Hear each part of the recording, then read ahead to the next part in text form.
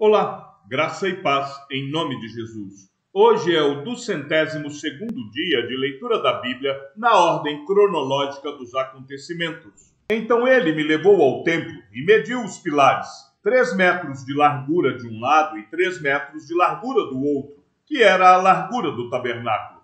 A largura da entrada era de 5 metros e as paredes laterais tinham 2,5 metros, uma de cada lado. Também mediu a profundidade da nave e deu 20 metros. Mediu a largura e deu 10 metros.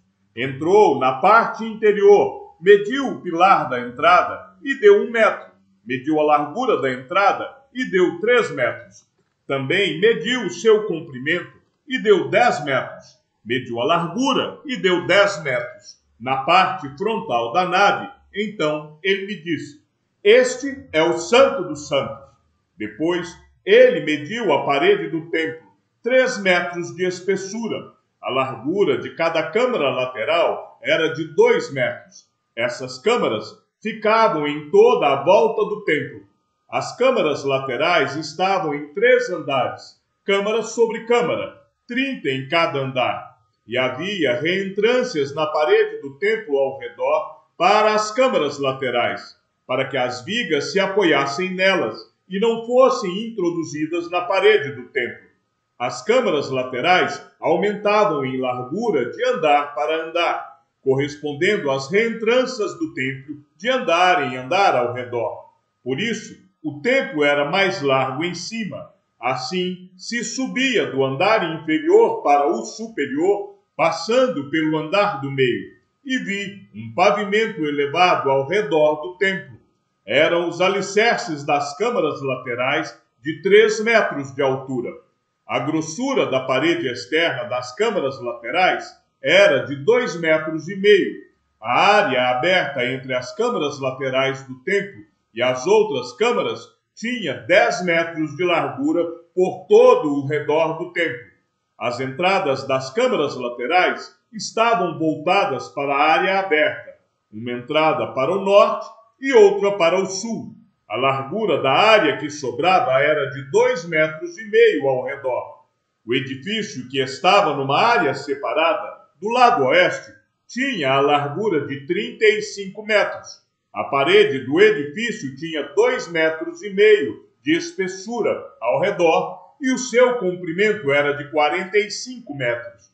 Então, ele mediu o templo, 50 metros de comprimento. A área separada, o edifício e as suas paredes também tinham 50 metros de comprimento. A largura da frente do templo e da área separada do lado oeste era de 50 metros. Também mediu o comprimento do edifício que estava na área separada e por detrás do templo, e as suas galerias em cada lado, e deu 50 metros. O templo, propriamente dito, o Santíssimo, o vestíbulo do átrio, os umbrais, as janelas estreitas e as galerias ao redor dos 3, diante do umbral, estavam cobertos de madeira ao redor, e isto desde o chão até as janelas, que estavam cobertas. No espaço em cima da porta, e até o templo de dentro e de fora, e em toda a parede ao redor, por dentro e por fora, havia obras de escultura, a saber, querubins e palmeiras. Entre um querubim e outro querubim havia uma palmeira. Cada querubim tinha 2 rostos. Um rosto humano olhava para a palmeira de um lado e um rosto de leão olhava para a palmeira do outro lado. Era assim por todo o templo ao redor. Desde o chão até acima da entrada havia querubins e palmeiras, até mesmo pela parede do templo. Os batentes do templo eram quadrados, e a entrada do Santo dos Santos tinha a mesma aparência. O altar de madeira tinha 1,5 metros de altura, e o seu comprimento era de 1 metro. Os seus cantos, a sua base e os seus lados eram de madeira. O homem me disse: Esta é a mesa que está diante do Senhor. Tanto o templo quanto o Santo dos Santos tinham 2 portas. Havia 2 folhas para as portas, 2 folhas dobráveis, 2 para cada porta. Nelas, isto é, nas portas do templo, havia querubins e palmeiras, como havia nas paredes. Havia também uma cobertura feita de madeira na frente do vestíbulo por fora, e havia janelas estreitas e palmeiras em ambos os lados do vestíbulo, bem como nas câmaras laterais do templo e na cobertura de madeira.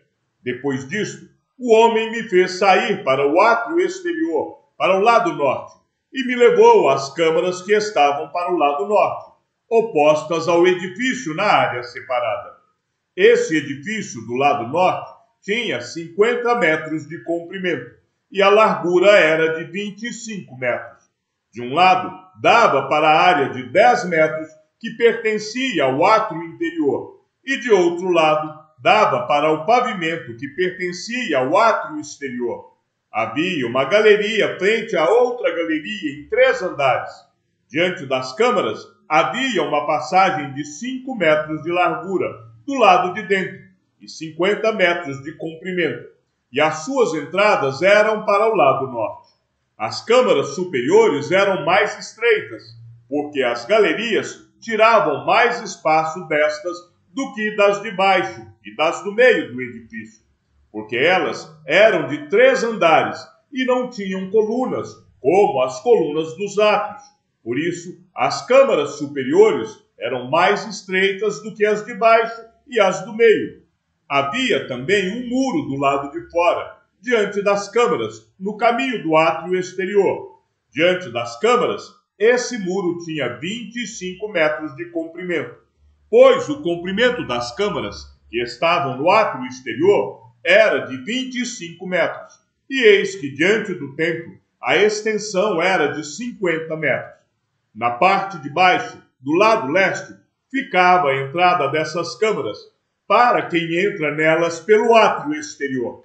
Na largura do muro do átrio, do lado sul, diante do edifício, na área separada, havia também câmaras, e uma passagem na frente delas. Tinham a feição das câmaras do lado norte, o mesmo comprimento, a mesma largura, as mesmas saídas, o mesmo arranjo, como as entradas das câmaras do lado norte.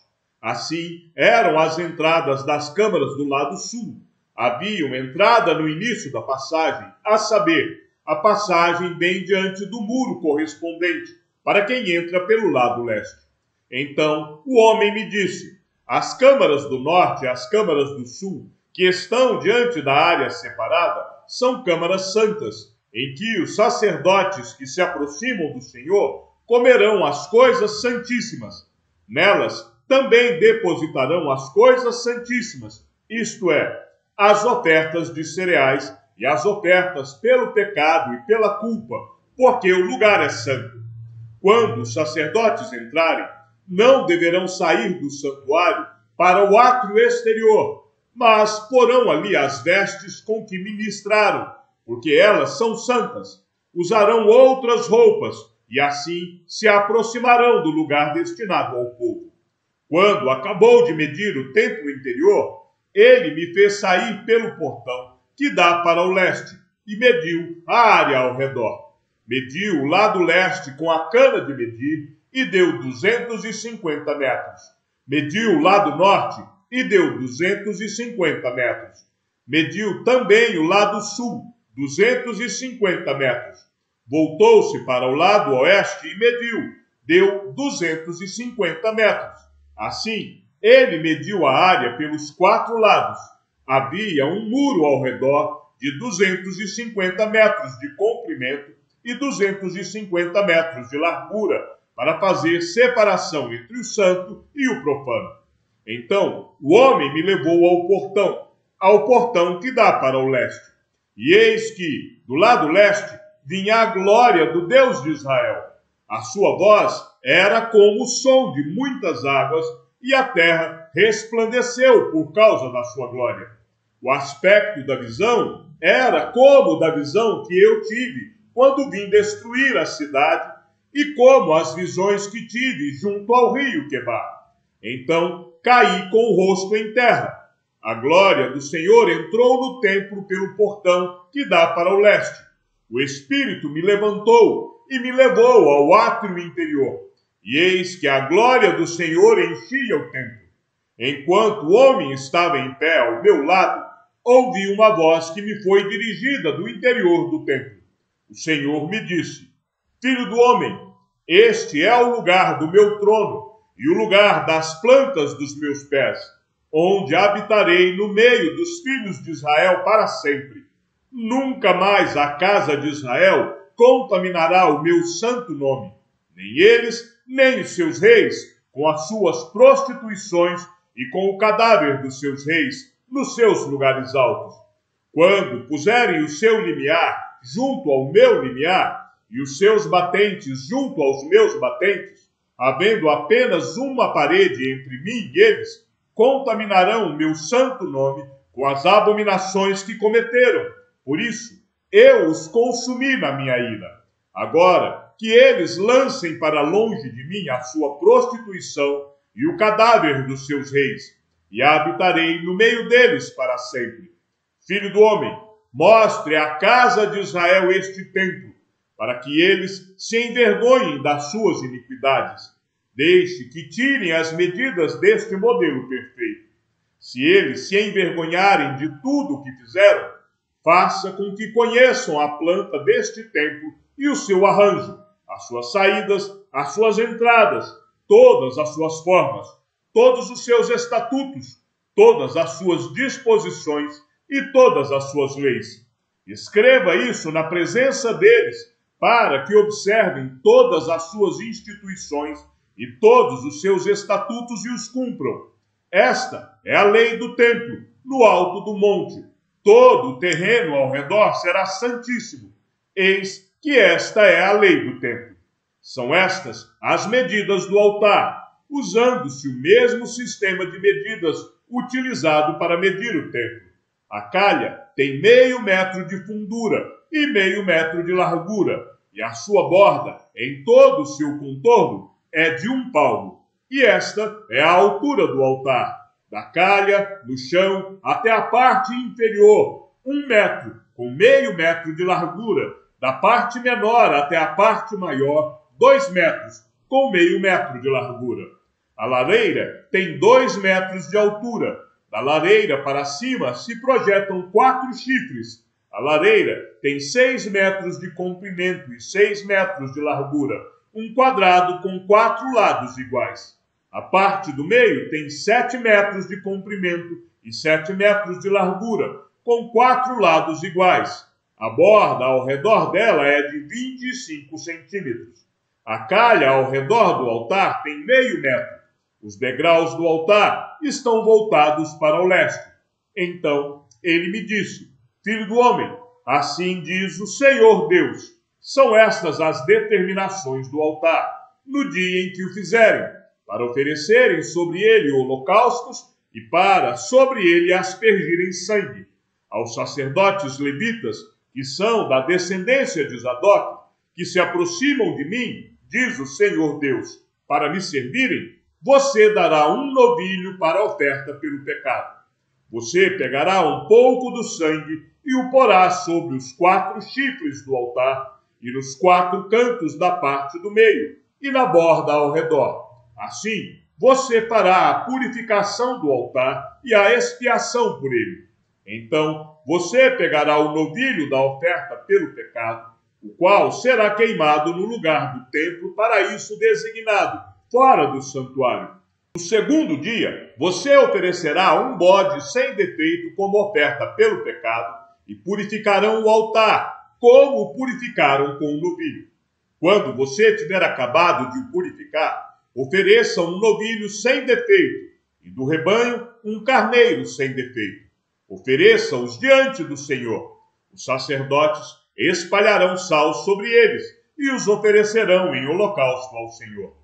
Durante 7 dias, você oferecerá cada dia um bode como oferta pelo pecado. Também prepararão um novilho e do rebanho um carneiro sem defeito. Durante 7 dias, farão expiação pelo altar e o purificarão, e assim o consagrarão. Tendo eles cumprido estes dias, no 8º dia e dali em diante, os sacerdotes oferecerão sobre o altar os holocaustos e as ofertas pacíficas que vocês trouxerem, e eu me agradarei de vocês, diz o Senhor Deus. Então o homem me fez voltar para o portão exterior do santuário, que dá para o leste e que estava fechado. E o Senhor me disse: este portão permanecerá fechado, não deverá ser aberto. Ninguém entrará por ele, porque o Senhor, o Deus de Israel, entrou por ele. Por isso, permanecerá fechado. Quanto ao príncipe, ele se assentará ali por ser príncipe, para comer o pão diante do Senhor. Entrará pelo vestíbulo da porta e sairá pelo mesmo caminho. Depois, o homem me levou para a frente do templo, passando pelo portão do norte. Olhei, e eis que a glória do Senhor enchia a casa do Senhor. Então caí com o rosto em terra. E o Senhor me disse: filho do homem, preste atenção, veja com os próprios olhos e ouça com os próprios ouvidos tudo o que eu lhe disser a respeito de todas as determinações da casa do Senhor e de todas as suas leis. Preste atenção na entrada do templo e em todas as saídas do santuário. Diga aos rebeldes, a casa de Israel: assim diz o Senhor Deus: basta de todas estas suas abominações, ó casa de Israel, porque vocês levaram estrangeiros, incircuncisos de coração e incircuncisos de carne, para estarem em meu santuário e profaná-lo, a saber, o meu templo. Quando oferecem o meu pão, a gordura e o sangue, vocês quebraram a minha aliança, fazendo todas essas abominações. Vocês não cumpriram as prescrições a respeito das minhas coisas sagradas, mas constituíram estrangeiros para executarem o serviço no meu santuário em lugar de vocês. Assim diz o Senhor Deus: nenhum estrangeiro que se encontra no meio dos filhos de Israel, incircunciso de coração ou incircunciso de carne, entrará no meu santuário. Os levitas, porém, que se afastaram de mim quando Israel se desviou, que se desviaram de mim para ir atrás dos seus ídolos, levarão sobre si a sua iniquidade. Contudo, eles poderão servir no meu santuário como guardas dos portões e ministros do templo. Eles matarão os animais do holocausto e do sacrifício para o povo e estarão diante do povo para o servir. Mas, porque serviram o povo na presença dos seus ídolos e puseram diante da casa de Israel um tropeço que os levou a cair em iniquidade, por isso jurei a respeito deles, diz o Senhor Deus, que eles levarão sobre si a sua iniquidade. Não se aproximarão de mim para me servirem no sacerdócio, nem se aproximarão de nenhuma de todas as minhas coisas sagradas, que são santíssimas, mas levarão sobre si a sua vergonha e as suas abominações que cometeram. Contudo, eu os encarregarei da guarda do templo, de todo o serviço e de tudo o que tiver de ser feito nele. Mas os sacerdotes levitas, os filhos de Zadok, que cumpriram as prescrições do meu santuário, quando os filhos de Israel se desviaram de mim, eles se aproximarão de mim para me servirem e estarão diante de mim, para me oferecerem a gordura e o sangue, diz o Senhor Deus.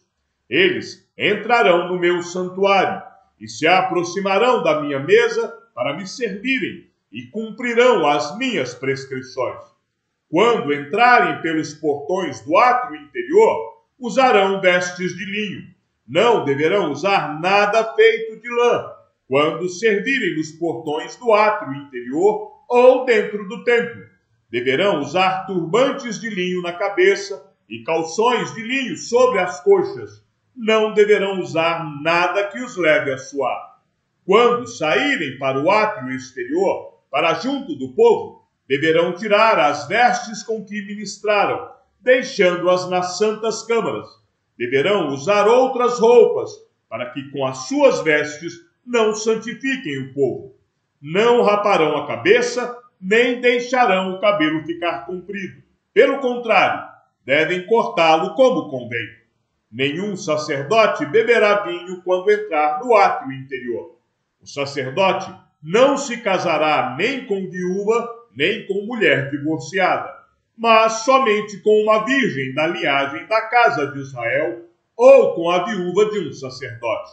Os sacerdotes ensinarão o meu povo a distinguir entre o santo e o profano e lhe darão entendimento quanto à diferença entre o impuro e o puro.